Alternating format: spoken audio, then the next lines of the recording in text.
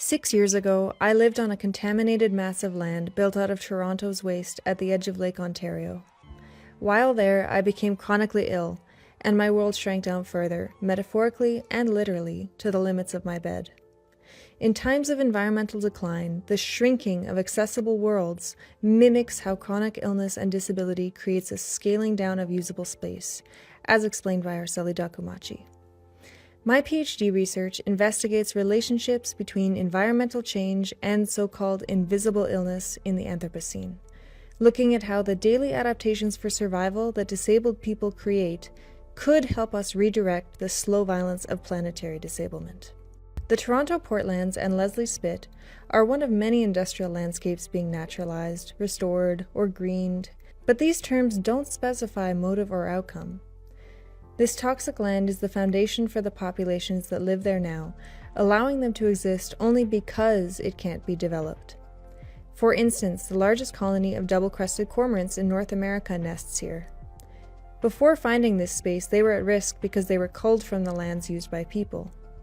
While they are confined to a space that increases their health hazards, they've improvised within these limits, using waste materials to their advantage, and they've developed biological adaptations to survive this specific place. For example, they have a documented attraction to blue plastics. The amount of contaminated land worldwide keeps growing exponentially, but projects to restore this land aren't necessarily sustainable or restorative, but often aesthetic first.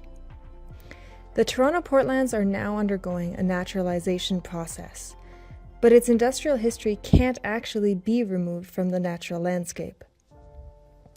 I'm working with geologists to document and analyze the makeup of this land, largely scrap metal, concrete, plastics, waste, and smelt. It's more urgent than ever to create ecologically sustainable environmental plans that acknowledge and integrate damage or illness rather than trying to cover it up through idealized visions of repair or cure. Often, cure comes with eradication. So what do we do when land can't be fixed, when chronic illness can't be cured? My exhibition of drawing, photo, and video work, as well as my thesis book, will use creative practice to bridge the connection between the cultural and colonial imaginaries that shape the environment and the lives of chronically ill people.